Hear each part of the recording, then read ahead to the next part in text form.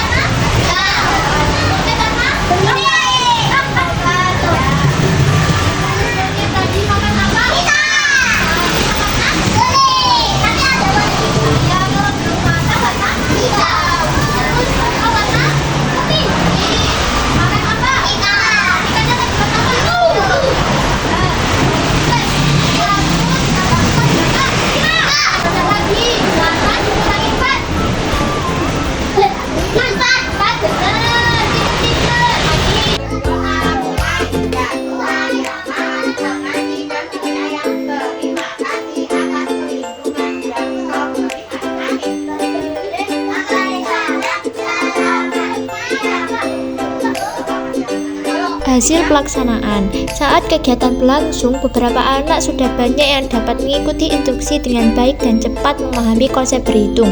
Sementara itu, ada 1 atau 2 anak yang masih membutuhkan bimbingan lebih.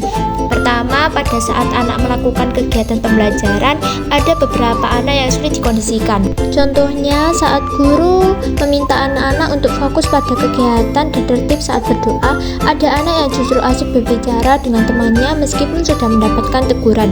Kedua, terdapat anak yang menunjukkan kesulitan dalam mempertahankan konsentrasi. Ada anak yang pengerjaan kegiatannya lumayan lama dibandingkan teman-teman yang lain. Hal ini terlihat ketika dia belum selesai melakukan kegiatan menggambar dan belum berganti kegiatan menghitung. Padahal teman-temannya sudah menunggunya dan menyuruhnya untuk cepat karena mereka sudah tidak sabar untuk melakukan kegiatan berhitung, sehingga membuat pembelajaran menjadi kurang efektif. Ketiga, muncul permasalahan dalam hal bergantian dan berinteraksi sosial. Ada anak yang menunjukkan sikap posesif terhadap media pembelajaran sehingga ingin lagi dan lagi berkegiatan dengan media tersebut. Dari hasil data di lapangan, pada indikator 1, anak yang kurang mampu terdapat 1 anak yang berada dalam kategori MB dari jumlah siswa 8 anak, sama dengan 12,5% anak yang masih terkategori kurang mampu. Sementara itu, yang memperoleh kategori mampu sebanyak 7 anak dari 8 anak yang sama dengan 87,5%. Pada indikator 2, anak yang kurang mampu terdapat 1 anak yang berada dalam kategori MB sehingga 1 anak dari 8 anak sama dengan 12,5% anak yang masih terkategori kurang mampu. Sementara itu, yang memperoleh kategori mampu sebanyak 7 anak dari 8 anak sama dengan 87,5%. Pada indikator 3, tidak ada anak yang dalam kategori kurang mampu sehingga anak yang memperoleh kategori mampu sebanyak 8 anak dari 8 anak sama dengan 100%. Ada indikator 4, anak yang kurang mampu terdapat 1 anak yang berada dalam kategori MB sehingga 1 anak dari 8 anak sama dengan 12,5% anak yang masih terkategori kurang mampu.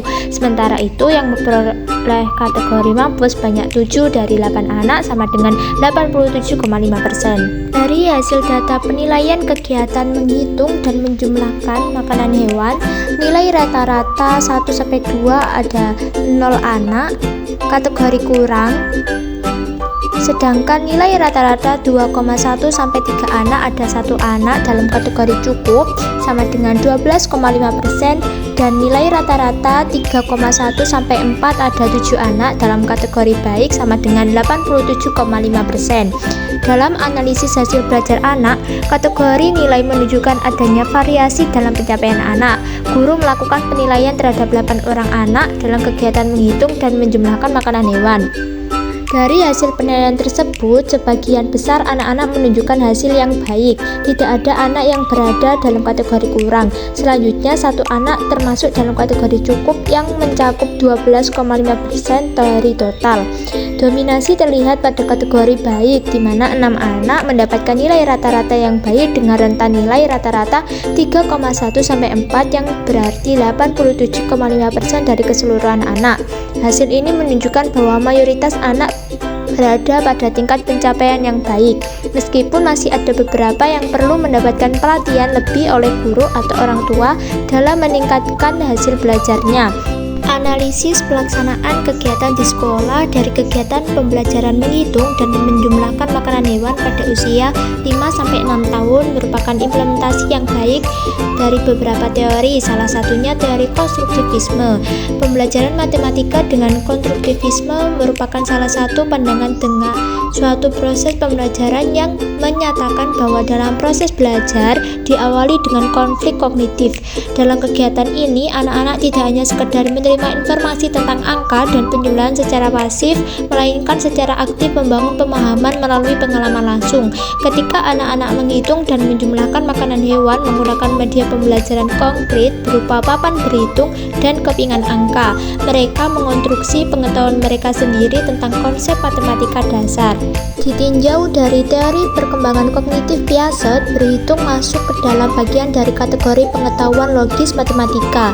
Hal ini dikemukakan oleh Piaget yang memasukkan pengetahuan logis matematika ke dalam salah satu kategori pengetahuan anak.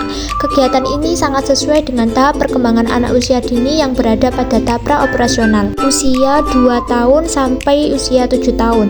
Pada tahap ini, anak bergantung pada representasi menggunakan bahan atau media yang nyata.